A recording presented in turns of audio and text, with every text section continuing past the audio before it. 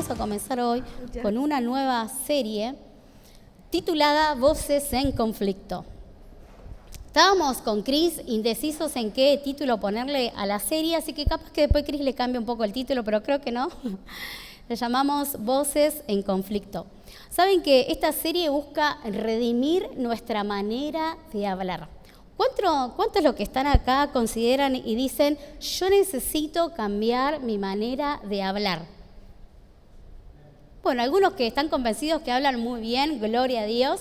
No vamos a hablar de lingüística, hoy no vamos a hablar acerca del sujeto predicado, no vamos a hablar nada de eso, menos mal dicen algunos porque me llevé lenguaje hasta no sé qué fecha para rendir, pero bueno, hoy quiero hablar un poquito acerca de esto, ¿no? De las palabras, y esta serie busca redimir nuestra manera de hablar. Y a veces no entendemos por qué es necesario redimirnos, ¿no? Hoy vamos a ver algunos capítulos de Génesis y vamos a entender un poquito más por qué necesitamos redimirnos. Yo siempre cuento que algo que hizo el Señor en mi vida, cuando conocí al Señor, fue el Señor, yo digo, me puso como lavandina en la boca, porque decía un montón de malas palabras. Gente que me conoce más íntimamente me dice, yo no te puedo imaginar decir una mala palabra. No cabe en mi cabeza imaginarme eso. Pero si le preguntan a mi hermano, que era el que teníamos una batalla campal en mi casa, verán que sí, él es fiel testigo de mi mal vocabulario. Pero cuando conocí al Señor, una de las cosas que hizo de un día para el otro fue eso.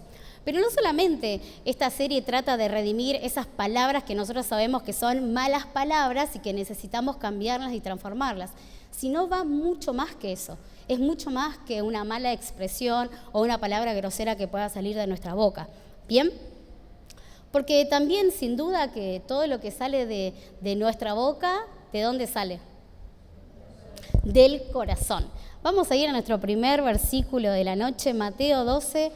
Es un versículo muy conocido, casi que lo tenemos ahí memorizado, pero muchas veces también nos olvidamos, ¿no? de su impacto y de lo que realmente quiere decir. Vamos a ir, díganme si lo encontraron, Mateo capítulo 12, versículo 34 al 37. Dice así. Comienza tranqui Jesús, o sea, viene hablándoles a los fariseos y mi versión dice así, camada de víboras. ¿Cómo pueden, tranqui, ¿no? ¿Cómo pueden ustedes que son malos decir algo bueno? De la abundancia del corazón habla. De la abundancia del corazón habla. El que es bueno, de la bondad que atesora en el corazón, saca el bien. Pero el que es malo, de su maldad, saca el mal. Pero yo les digo que en el día del juicio todos tendrán que dar cuenta de toda palabra ociosa que hayan pronunciado. Porque por tus palabras se te declarará inocente y por tus palabras se te condenará. Y algunos dicen, empiezan a acordarse todo lo que dijeron en el día, ¿no? En la semana.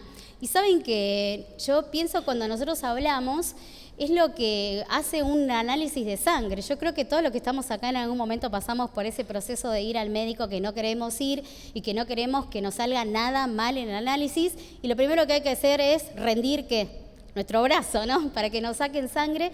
Y a través de ese análisis se muestra mucho de lo que nos está pasando, ¿no? Físicamente. A ver cómo está el colesterol, señora, a ver cómo está la glucosa, a ver cómo está... Y todo lo que nos manda el médico a hacer.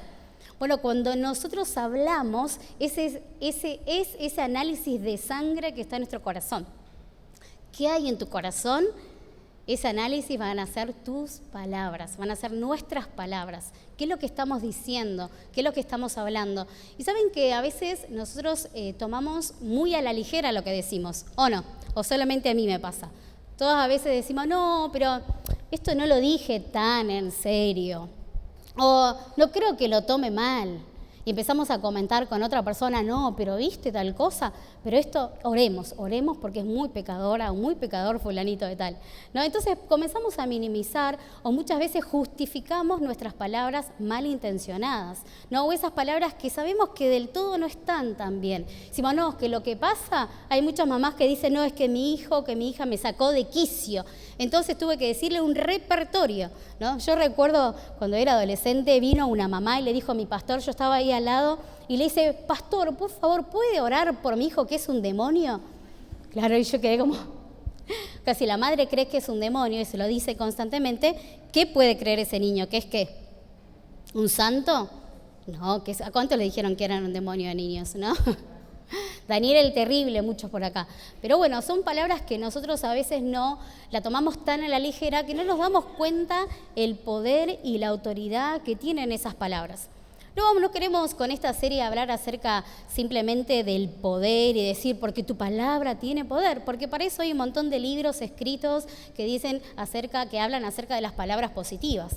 Pero las palabras positivas nos sirven para un mes, como mucho, para una semana, o cuando llegamos a Cristo empezamos a intentar convencernos que tenemos que hablar bien y de repente nos agarramos el dedo más chiquitito del pie contra la puerta y ahí nos olvidamos que estábamos con las palabras positivas, ¿no?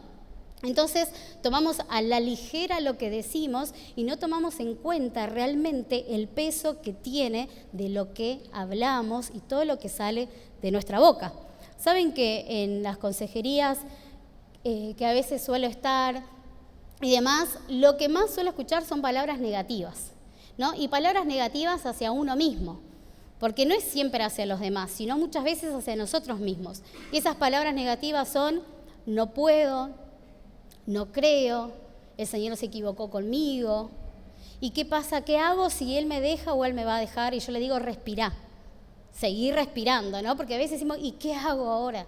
Estoy solo, estoy sola, nadie me tiene en cuenta, me siento perdido, no valgo para esto, soy un inútil, no puedo hacer esto. Entonces nosotros, y esto es para que nos vamos evaluando a nosotros mismos, ¿no? ¿Cuántas veces decimos estas palabras y nosotros no las creemos? Porque son palabras que están ¿a dónde? En nuestro corazón. Porque la boca va a hablar lo que hay dentro nuestro. Y son palabras que nosotros las vamos diciendo. Y se genera este conflicto de voces porque empezamos a creer lo que nosotros decimos o empezamos a creer lo que otros dicen de nosotros.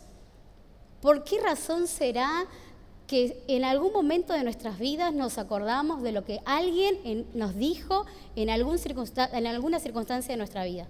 Si yo les preguntara a ustedes, seguramente que muchos de ustedes dirían, sí, yo me acuerdo de lo que me dijo mi mamá cuando yo tenía 4 años, pero pasó hace años, ¿no? Pero vos te lo acordás. Ya sean palabras positivas o negativas. Hay palabras que quizás en el colegio nos marcaron porque fueron quizás palabras negativas. ¿Se acuerdan que antes, antiguamente, en el colegio el que no sabía, cómo se le decía? ¿Qué más? Había como una frase con relación a eso.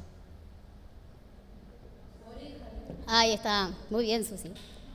Oreja de burro le vamos a poner. ¿Se acuerdan? Parecería hasta algo anecdótico, gracioso, pero sí, son palabras que se usaban dentro del contexto escolar o dentro de casa.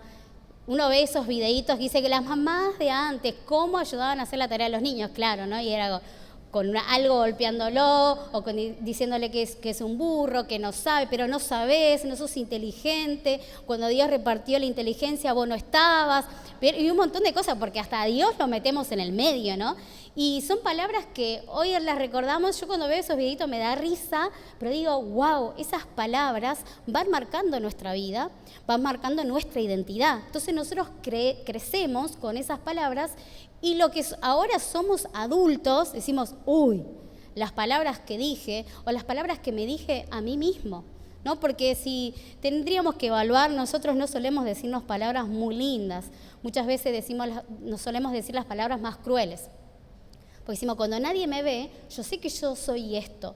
Cuando nadie me ve, yo sé que soy tal cosa. Y empezamos a ponernos un montón de títulos, pero vamos a ver qué dice, ¿no?, la palabra de Dios, porque tiene mucho para decir con relación a nuestras palabras.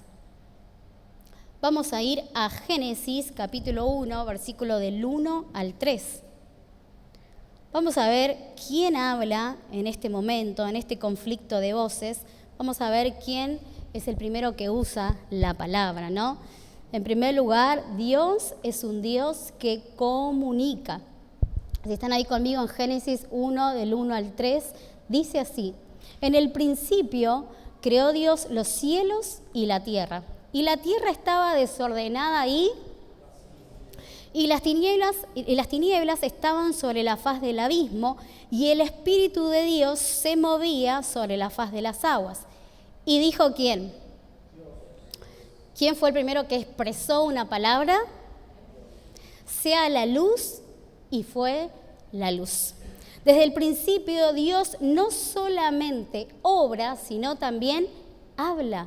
La creación misma responde a su voz. Podemos leer un montón de salmos acerca de esto. El universo no nació del caos, sino de una palabra ordenadora. El acto de decir y luego ver que era buena se repite 7 veces en el capítulo 1 de Génesis.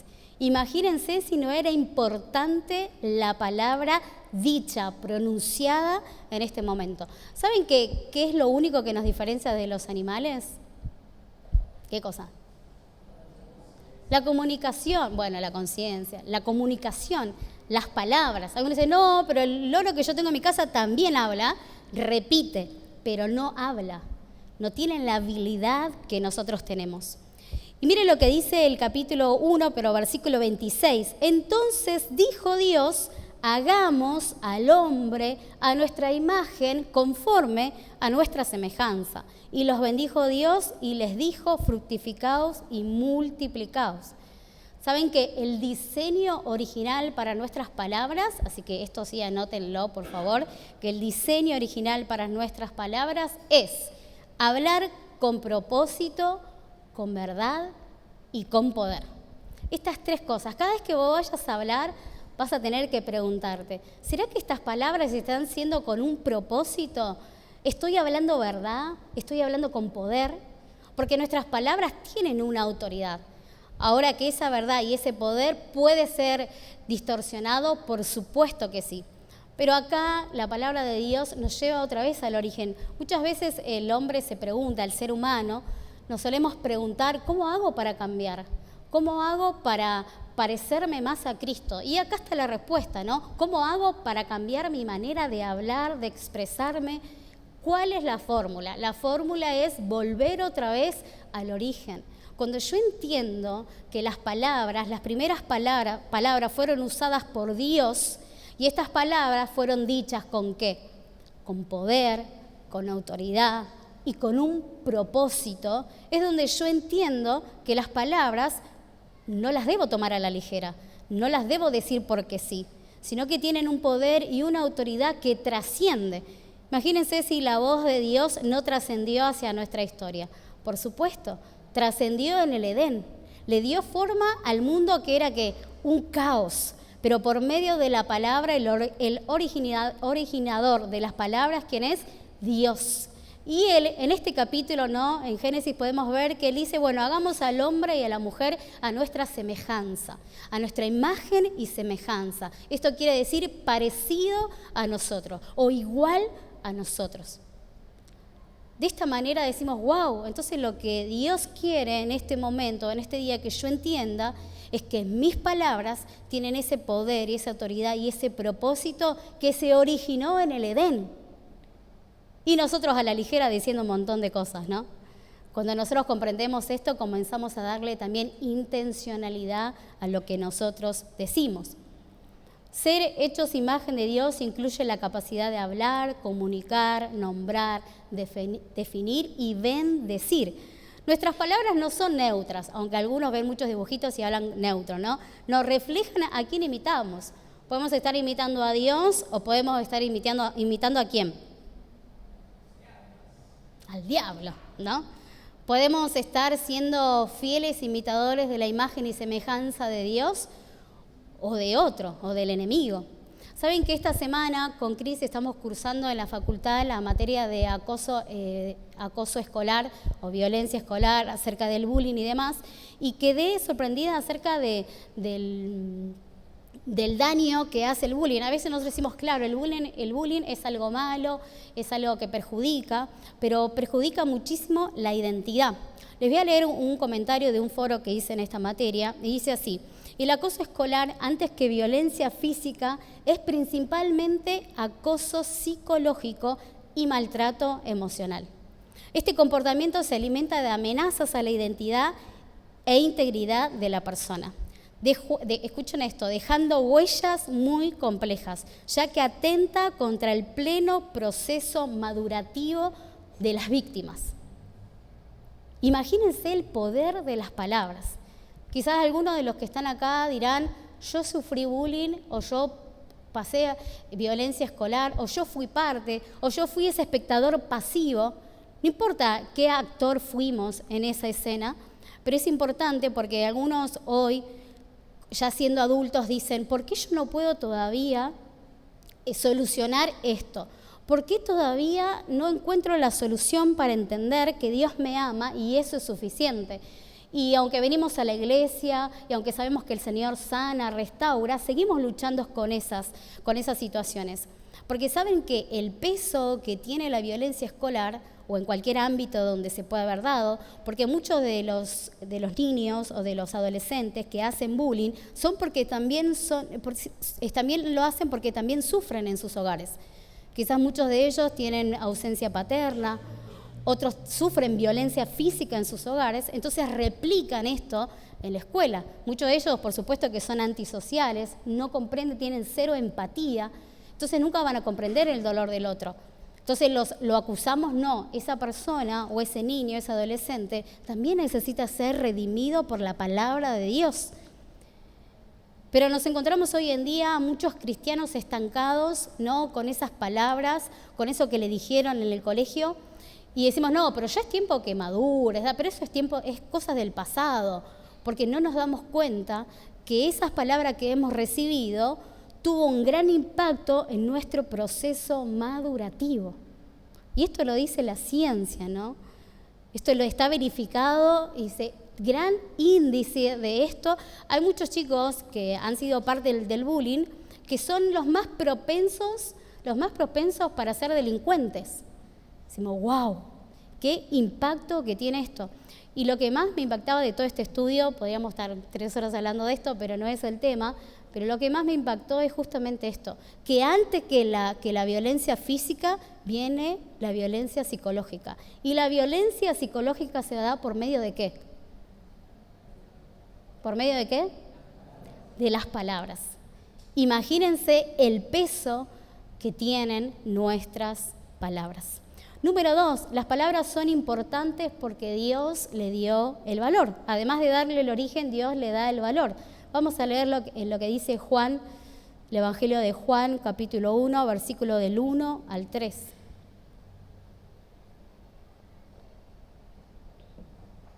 Dice así la palabra del Señor. En el principio era el Verbo, y el Verbo era con Dios, y el Verbo era Dios. Todas las cosas por Él fueron hechas, y sin Él nada de lo que ha sido hecho fue hecho. El término verbo en griego significa logos. ¿Y logos qué significa? Palabra. Así que hoy va a decir, esto significaba así. Palabra viva, activa, personificada en Cristo. No solo Dios habla, sino Dios es la palabra. No solamente Dios viene con una palabra, sino que Él mismo es la palabra. Jesús es la expresión perfecta del carácter de Dios en forma verbal y encarnada. ¿Cuántos de nosotros podríamos recordar alguna palabra cuando llegamos a la iglesia o antes de llegar a la iglesia que alguien te dijo, dijiste, wow, esta palabra me despertó, ¿no? Esta palabra le dio sentido a mi vida. Esta palabra fue como esa expresión famosa que no la solemos usar mucho nosotros acá en Argentina, pero la entendemos cuando alguien dice eureka. ¿Alguien entiende qué significa eureka? Si alguien está haciendo el devocional diario en YouVersion, ya sabe, pero si no lo hiciste, hacelo, que está muy bueno, y explica un poquito esto del origen de esta palabra eureka, ¿no? de un matemático que está investigando algo, el peso del oro en una corona, y de repente encuentra la solución por medio de sumergir la corona en el agua, y este matemático dice eureka. Y es muy descontrolado, sale como el Señor lo trajo al mundo a gritar a la calle, eureka. Y a veces la palabra de Dios, aunque no usamos esta palabra, tiene ese mismo énfasis, decir, encontré. Esto era lo que tanto me estuvo torturando, y vino palabra de Dios y le dio sentido a todo. Hay una palabra que yo siempre digo que es mi favorita. Bueno, hay muchos versículos, pero el versículo de Éxodo 33:14, mi presencia irá contigo y te daré descanso, me acompañó durante muchos años, desde que llegué a Buenos Aires en el 2008, vine a estudiar al IBRP y un montón de cosas sucedieron y yo recordaba esa palabra, mi presencia irá contigo, mi presencia. Y yo iba a cualquier lugar, cuando estábamos en Uruguay con Cris, estábamos de novio, fuimos a compartir acerca de un viaje misionero que yo estaba por hacer a África, y entro a la iglesia y el cartel grande, vieron que hay iglesias que ponen todos versículos en la pared, entonces decía, mi presencia irá contigo, y yo decía, gracias Señor porque vos estás conmigo. Yo tenía un miedo, predicando en otro país, estaba re nerviosa, pero cuando yo leí ese versículo el Señor me hizo recordar, yo te traje a este lugar, cuando me trajo de Salta a Buenos Aires. Entonces hay palabras que nos van acompañando durante el resto de nuestras vidas, o quizás vos decís, Dios me dio esta palabra. ¿Saben qué? Porque por medio de la palabra es donde Dios se comienza a revelar a nosotros. Por medio de la palabra es donde nosotros podemos conocer a Dios. En medio de la enfermedad, sí, el Señor es Rafa, mi sanador. En medio de una situación conflictiva económica decimos, el Señor es ¿qué? Mi proveedor, o mi pastor. En diferentes situaciones nosotros comenzamos a proclamar palabra de Dios. Y este es el efecto que tiene la palabra de Dios.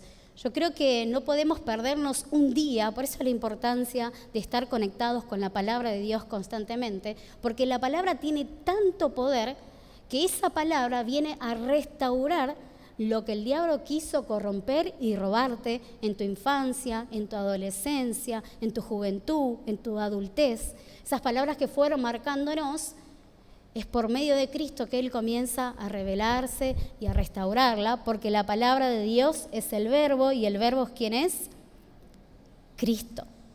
Las palabras fueron diseñadas para edificar y no para dividir. Vamos a leer lo que dice en Isaías 40, versículo del 8 al 11.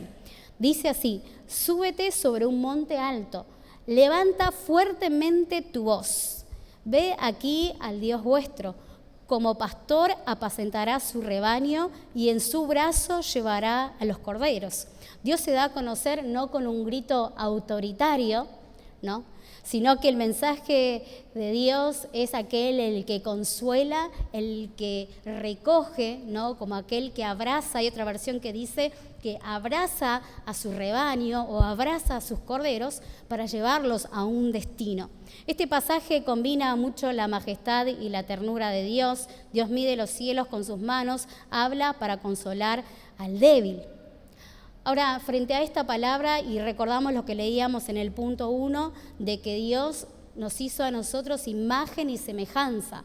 ¿Cómo están siendo nuestras palabras para con otros? ¿Están siendo palabras autoritarias?